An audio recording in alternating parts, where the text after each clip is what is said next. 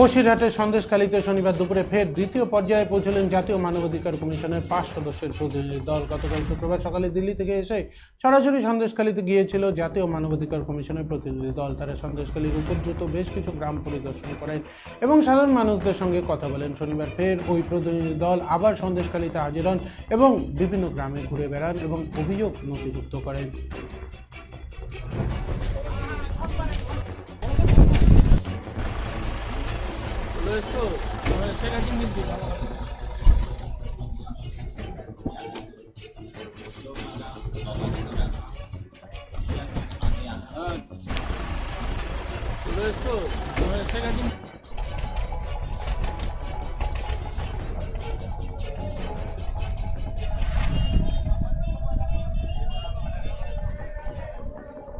বসিরহাটের সন্দেশখালীতে শনিবার দুপুরে ফের দ্বিতীয় পর্যায়ে পৌঁছলেন জাতীয় মানবাধিকার কমিশনের 5 সদস্যের প্রতিনিধি দল। গতকাল শুক্রবার সকালে দিল্লি থেকে এসে সরাসরি সন্দেশখালীতে গিয়েছিল জাতীয় মানবাধিকার কমিশনের প্রতিনিধি দল। তারা সন্দেশখালীর উপদ্রুত বেশ কিছু গ্রাম পরিদর্শন করেন এবং সাধারণ মানুষের সঙ্গে কথা বলেন। শনিবার ফের ওই প্রতিনিধি দল আবার সন্দেশখালীতে হাজির হন। এ বিষয়ে আমরা কথা বলে নেব আমাদের প্রতিনিধি সুব্রতর সাথে। সুব্রত, কি জানা যাচ্ছে? 24 ঘন্টা কাটতে না কাটতেই আবার জাতীয় যে মানবাধিকার কমিশনের দল তারা কিন্তু আবার সেকেন্ড টাইম সন্দেশখালীতে শনিবার দুপুর 11:30টার সময় প্রবেশ করেছে। 5 সদস্যের এই টিম রয়েছে। তারা আমরা জানি যে গতকালও তারা কিন্তু গেছিল দিল্লি থেকে এসেই ওখানে কিছু মানুষের সঙ্গে কথা বলছিল। আজকে তারা সন্দেশখালীর 2 নম্বরে ব্লকের মধ্যে বিভিন্ন এলাকা এবং বিশেষ করে গতকাল অর্থাৎ শুক্রবার যে এলাকাগুলিতে গোলমাল হয়েছে সেইখানে তারা যাচ্ছে, কথা বলছে। কেননা একটি গুরুতর অভিযোগ উঠেছে, গতকাল এক মহিলাকে পুলিশ গাড়ি দিয়ে ধাক্কা দিয়েছে এবং সেখান থেকে উচ্চ মাধ্যমিকের এক পরীক্ষার্থীকে পুলিশ গ্রেপ্তার করে নিয়ে গেছে।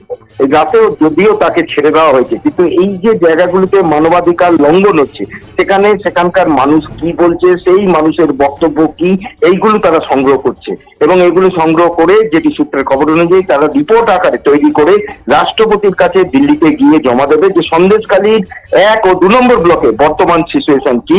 এবং তার জন্যই কিন্তু তারা গতকালের পর আজকে আবারও সন্দেশখালীতে প্রবেশ করেছে এবং সেখানে বিভিন্ন জায়গায় যাচ্ছে। আজও জানিয়ে রাখি, একজন তৃণমূল নেতার উপরে হামলার ঘটনা ঘটেছে, পুলিশ সেখানে রয়েছে এবং এই মুহূর্তে যে সিপিএম এর যিনি মীনাক্ষী দেবী তিনিও কিন্তু পুলিশের যে ব্যারিকেড ছিল ধামাকালিতে সেইটাকে অ্যাভয়েড করে অন্য গ্রামের পথ দিয়ে ঢুকে পড়েছে এবং লোকের বাড়ি বাড়ি যাচ্ছে, বিভিন্ন ধরনের তাদের কাছ থেকে কথাবার্তা ইত্যাদি কালেক্ট করছে। অর্থাৎ একদিকে সিপিএম নেত্রী মীনাক্ষী ঢুকেছে, একদিকে জাতীয় মানবাধিকার কমিশন ঢুকেছে এবং খবর পাওয়া যাচ্ছে এই মুহূর্তে এখন যে খবরটা আসছে অনির্বাণ তোমাকে জানিয়ে রাখি যে এই মুহূর্তে খবর এসেছে যে সন্দেশখালী পরিদর্শনে 2 হেভিওয়েট নেতা সুজিত বসু এবং পার্থ ভৌমিক তারা কিন্তু প্রবেশ করেছে এবং তারা বিভিন্ন যে গ্রামবাসীরা আছে তাদের সাথে কথা বলছে। পশ্চিমবঙ্গ সরকারের এই 2 ভারপ্রাপ্ত মন্ত্রী অর্থাৎ একজন দমকল মন্ত্রী, একজন সেচ মন্ত্রী, এই দুজনে কিন্তু তারা ওখানে গিয়েছে এবং সঙ্গে বিধায়ক সুকুমার মাহাতো আছে।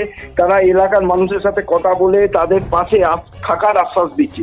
আজকেই পুলিশ ক্যাম্প ওখানে খোলা হয়েছে, আজকেই জাতীয় মানবাধিকার কমিশনের 5 জনের সদস্য দল ওখানে পৌঁছেছে এবং এখানে কিন্তু সরকার পক্ষেরও 2 মন্ত্রী, ক্যাবিনেট 2 মিনিস্টার সেখানে পৌঁছেছে। তারাও কিন্তু তাদের ড্যামেজ কন্ট্রোল করার জন্য, মানুষের আশ্বাস আনার জন্য একদিকে যেমন পুলিশ প্রশাসন চেষ্টা করছে, পুলিশের বিরুদ্ধে যেহেতু অভিযোগ, পুলিশের ভাবমূর্তি ফেরানোর চেষ্টা, একদিকে সরকার পক্ষ তাদের 2 ক্যাবিনেটকে মিনিস্টারকে পাঠিয়ে সেখানে যে তাদের ইমেজ বা ড্যামেজ যে হয়েছে সেটাকে কন্ট্রোল করার চেষ্টা করছে। অনির্বাণ, ধন্যবাদ সুব্রত।